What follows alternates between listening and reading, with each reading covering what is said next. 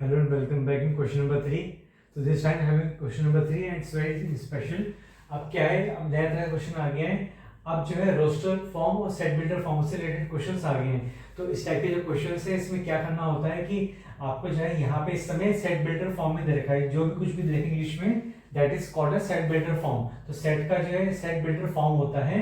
अब इसको हमें रोस्टर फॉर्म में कन्वर्ट करना है और जो अगला क्वेश्चन होगा उसमें जो है इसका ठीक वाइस वर्सा होगा, यानी कि उसमें रोस्टर फॉर्म दिया होगा और सेट बिल्डर फॉर्म आपको बनाना होगा. तो यहाँ पे जो सेट बिल्डर फॉर्म है जो इंग्लिश में से दिया हुआ है इसको रोस्टर फॉर्म में बनाना है. तो मैं आपको पहले क्वेश्चन करके दिखाता हूँ, उससे आपको अच्छे से क्लियर हो जाएगा कि आखिरकार है क्या, कैसे करना है इस क्वेश्चन को. Over here first part says set ए. अब ये ए है x और ये colon x is N integer and -3 आपका, फिर x आ गया, फिर 7 आ गया, यानी 7 इज ग्रेटर देन x और x is greater than -3. So x is a member of set A such that x is an integer और ये so on लिखा हुआ है. तो यहाँ पे इसका सेंस यही है कि x तो एक इंटीजर, यानी कि x कोई नंबर है, एक इंटीजर है, और जो x है -3 और +7 के बीच में आता है, यानी कि -3 और +7 के बीच में जो इंटीजर आता है. साफ साफ यहाँ x लिखा हुआ है, तो इसका सेंस यही साफ साफ है कि जो x जो भी नंबर है वो -3 और 7 के बीच में आ रहा है. यानी कि मैं पहला क्वेश्चन करके दिखाता हूँ, उससे अच्छे से आपको क्लियर हो जाएगा कि आखिर ये है क्या. सो सेट ए, अब इसे मैं रोस्टर फॉर्म में लिख रहा हूँ. तो -3 और 7 के बीच में क्या क्या नंबर आते हैं. अगर मैं स्टार्ट करूँ integer wise sequence wise view में, तो -2 -1 फिर 0 आता है, फिर 1 फिर 2 3 4 5 6.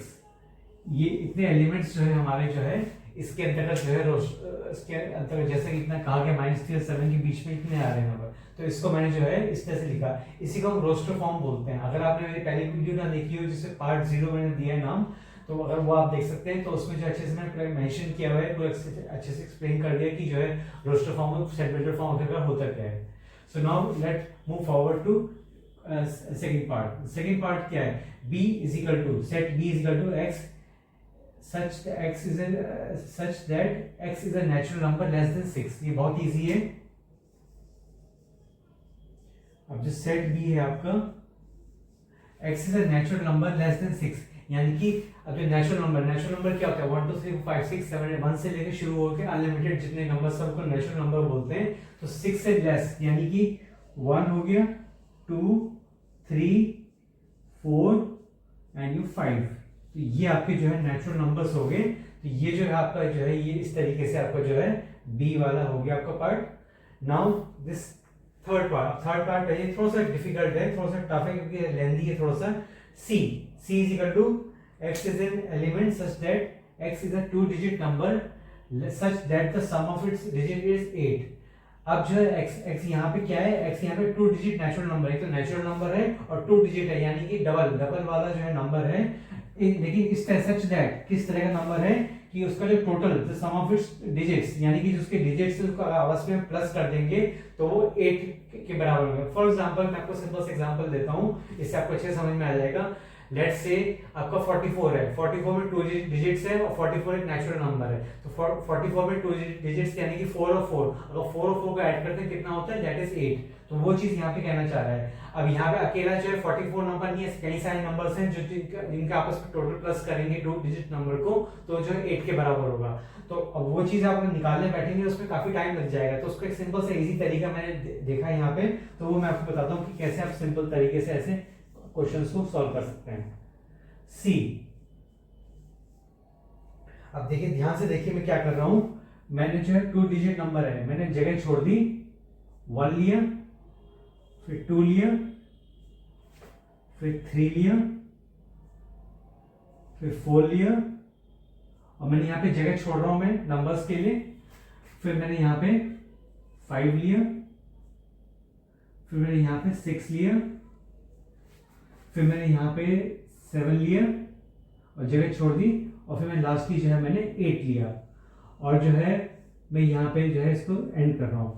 तो अब जो है मैं यहाँ पे जो इसको एंड कर रहा हूँ, तो अब जो है अब मुझे देखिए इस तरह एक तरीका है, ध्यान से देखिए 1 है. अब देखिए मैं क्या करने जा रहा हूँ, मैं अब रिवर्स से, मैंने देखिए सीक्वेंस है 1 2 3 5 6 7 8 ले लिया यहाँ तक। अब मैं इसी का रिवर्स करने जा रहा हूँ, मैं उल्टा लेके चल रहा हूँ, लेकिन मैं इस बार 0 से 1 से नहीं लेके मैं 0 से ले रहा हूँ 0 1 2 3 4 5 6 7। अब आप ध्यान से चेक कीजिए कि जो नंबर्स ये आए हैं, क्या ये नंबर्स जो है 8 के बराबर हैं कि नहीं, अगर इनका आपस में ऐड करें। फॉर एग्जांपल 1 और 7 8 होता है, 2 और 6 8 होता है, 3 और 5 8 होता है, 4 और 4 8 होता है, 5 और 3 8 होता है, 6 2 8 7 1 8 8 0, दोनों से सब मिलके जो है 8 के बराबर होते हैं। तो इससे जो है हमारी कंडीशन जो है वो पूरी फुलफिल हो गई। यहाँ पे जो कहना चाह रहा है क्वेश्चन वांट्स से 2 digit number natural number such that the sum of its 2 digits is 8। इनका जो डिजिट का जो है टोटल है वो 8 के बराबर होना चाहिए। तो ये नंबर्स हैं टोटल जो 8 के बराबर होते हैं, और इसके अलावा कोई और नंबर नहीं है जो जिनको हम ऐड कर दें और जो 8 के बराबर हों। तो इसलिए जितने नंबर्स हैं मैंने यहाँ सबके साथ मेंशन कर दिया है। दैट मींस टोटल वैसे 8 नंबर्स ही हैं, 1 2 3 4 5 6 7 8। Just about now the fourth part, d set d is equal to bracket set of all x, the set of all x such that, अब जो यहाँ पे मैं चीज बताना भूल गया था, इसके जो ब्रेसेस है इसका साफ साफ मीनिंग सेंस यही बनता है, सेट ऑफ ऑल x यानी x के अंदर जितने भी एलिमेंट्स है, सच दैट कोलन का मतलब होता है सच that x is a prime number which is divisor of 60, यानी कि जो है x जो है यहाँ पे एक प्राइम नंबर है जो 60 का डिवाइजर है। अब 60 का डिवाइजर निकालने के लिए हमें क्या करें, रफ में हमें 60 का हमें पूरा चार्ट बना के जैसे कि एचसीएफ एलसीएम में करते हैं उस तरीके से हमें करना पड़ेगा, यानी कि एक तरीके से एलसीएम निकालना पड़ेगा। तो यहाँ जगह नहीं है तो उसके फिलहाल मैं यहीं पे किनारे पे कर रहा हूँ। आप जो है जो पेज के बगल में जहाँ पे भी जगह मिले तो वहाँ पे साइड में आप कर सकते हैं इसे, या यहीं पे भी कर सकते हैं, शो कर सकते हैं, तभी कोई प्रॉब्लम नहीं है। तो चलिए मैं इसको यहीं पे शो करता हूँ।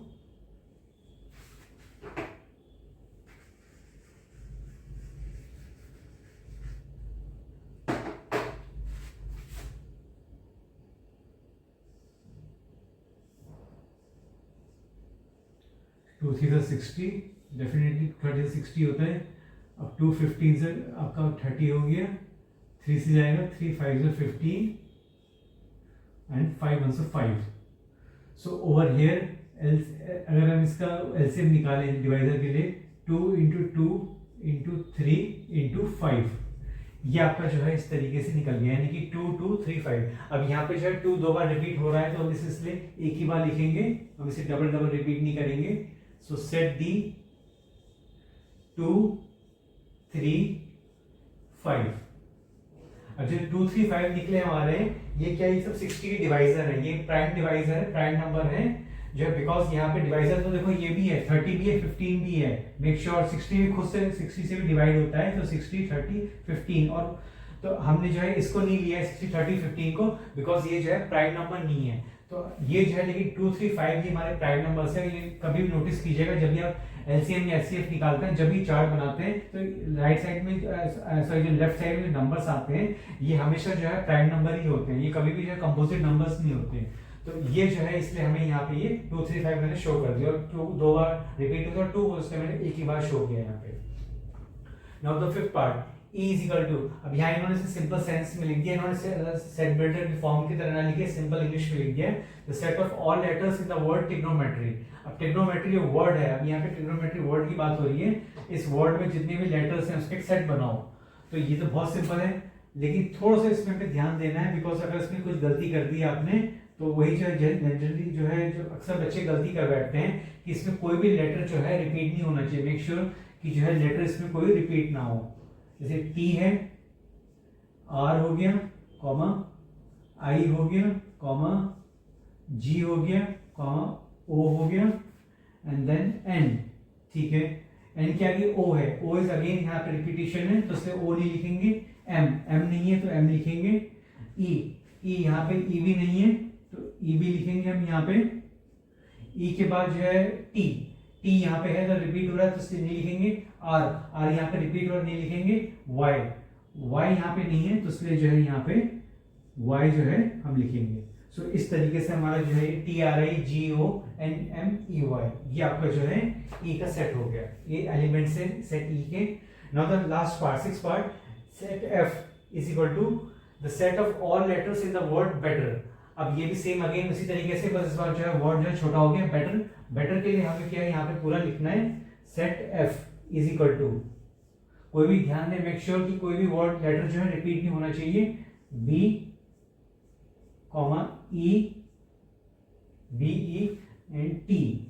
अब टी है, टी दो बार यहाँ रिपीट हो रहा है तो एक ही बार लिखेंगे ई, उसके बाद ई भी रिपीट हो रहा है लेकिन आर नहीं है तो आर को हम लिखेंगे सो इस तरीके से B E T R. So B E T R, the R B E T R ये जो है एलिमेंट्स है एफ के। So this is your final answer, just have a look. So that's all in this video. Thanks for watching and see you in the next video.